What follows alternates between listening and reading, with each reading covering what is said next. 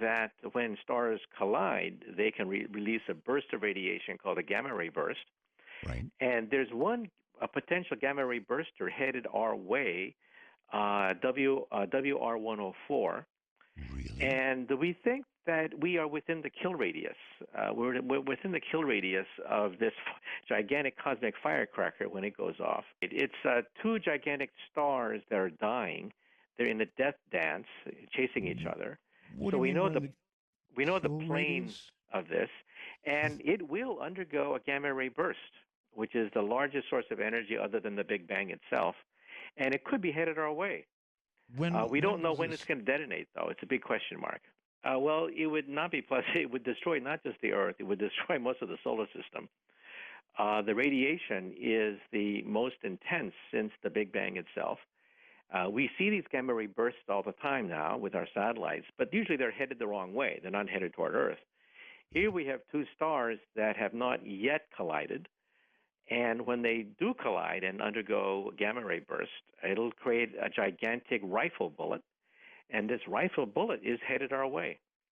There's a debate among astronomers as to how close it's going to graze the Earth, whether it will totally hit the Earth or graze the Earth.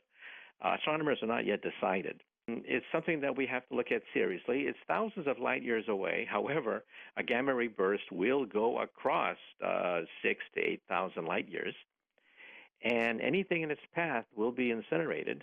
The ozone layer of the atmosphere will be blown off, and life forms will be scorched by ultraviolet radiation from the sun.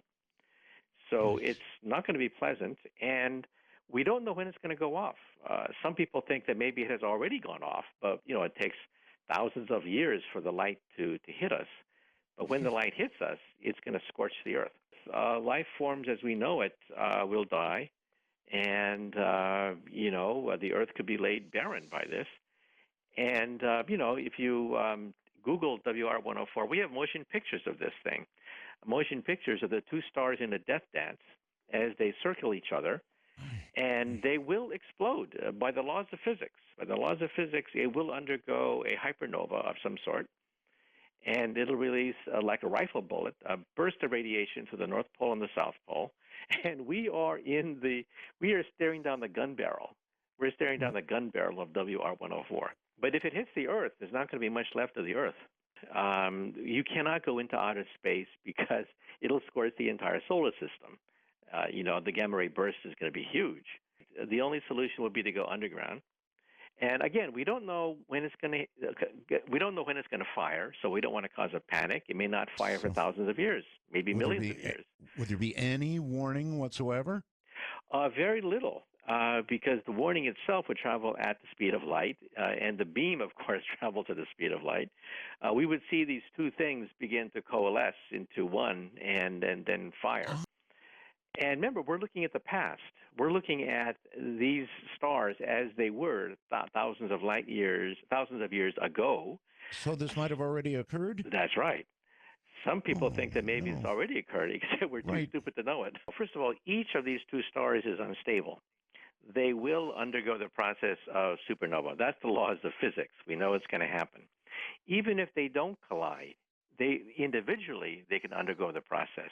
We just don't know when it's going to happen. It may have already happened, in which case tomorrow we could be fried, or it may take millions of years to happen. It's sort of like Yellowstone National Park. We know the Yellowstone is on top of a supervolcano. Sooner or later, we know the Yellowstone's going to erupt and tear the guts out of the United States, but we don't know when. It could be thousands of years from now or tomorrow. So we have to live with that uncertainty, among all the other uncertainties. They are about, 8,000 light years, and so we're within the kill radius of the gamma ray burst. So a gamma ray burst, first of all, an ordinary supernova would have to be maybe within 10 light years of the Earth to cause damage.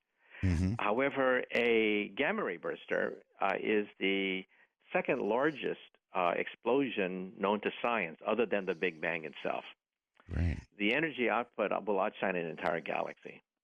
And so the energy output, you just calculate, would be enough to incinerate anything in its path for thousands of light years. And so we are in the kill zone of WR104. That's why we're tracking it. That's why we're looking at it, and that's why scientists write papers trying to estimate the angle, estimate the angle at which the beam is going to come out when it comes out, and whether or not we are in the beam or slightly outside the beam. And we're This is a mostly matter in of it. scientific debate. And we're mostly in it. Well, a few years ago, the thinking was that we were maybe a few degrees outside.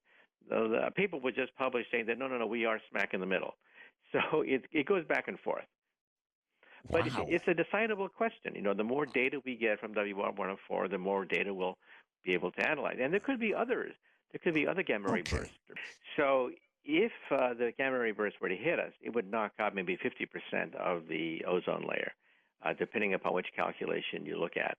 But, if 50% of the ozone layer is knocked out, that's a huge amount of X-rays coming from the sun, just bathing all life forms on the planet Earth. Oh, my God. So it would be a slow roast. It means that we humans, because we're intelligent, would have to live underground. We would have to put cities underground in order to survive the scorching radiation coming from the sun. Well, when a supernova goes off, the radiation does damp down pretty rapidly. However, it'll go for months, as the radiation rains down on the Earth. And with the ozone layer gone, it means that the effect will be permanent.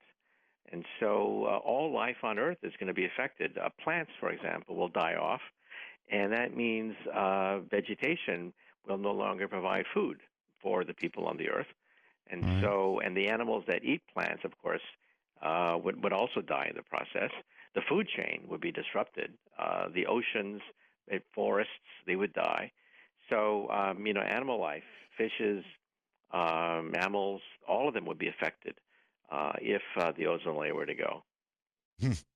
Not a pleasant sight. Well, even if there's a slightest chance of surviving, it's worthwhile to go underground. You would have to have, of course, canned foods and things to survive for several months when the worst of it is over. But then the ozone layer is going to be permanently damaged. So life as we know it will be permanently damaged. It would be constantly bathed by intense X-rays, which would kill off vegetation, kill off animals, blind animals with eyes. It's not going to be pleasant. And so it means that the population that survived underground is going to have a food crisis. They may have to grow food underground, using hydroponics, basically to create a whole civilization underground in order to grow food that is not going to be hit with all the X-rays coming from the sun. So civilization, as we know it, would shrink enormously because we would have to create an entire agriculture underground to survive, because it would be permanently too radioactive outside. That is too much X-rays bathing the surface outside. We used to be worried about stars like Betelgeuse. That is, we used to catalog all the nearby unstable stars that are red giants that will pop and become a supernova. However, Betelgeuse is far enough away that a conventional supernova at that scale will not affect the Earth that much. It'll light up the night sky. It'll probably be as bright as the moon, but it's not going to kill the Earth with this radiation. Now, a gamma ray burst is a game changer. It's a game changer because now we're talking about, the formation of a black hole. Now we're talking about the largest energy source that we can conceive of after the Big Bang. And their kill radius can go to thousands of light years. And so all of a sudden now we're scanning the heavens to see if there are any other WR104s out there within the Milky Way. Well, with something like WR104, we need to take more data. We know that we're very close to being in the gun barrel or are inside the gun barrel, but, it goes back and forth depending upon which astronomer you talk to. And so we don't want to spread panic. We don't want to go out there and announce that, therefore, we should all dig underground and build fallout shelters. We're just looking at the situation very carefully. We are talking about life and death in the solar system, not just the planet Earth, right? So it's something that, people will write scientific papers about.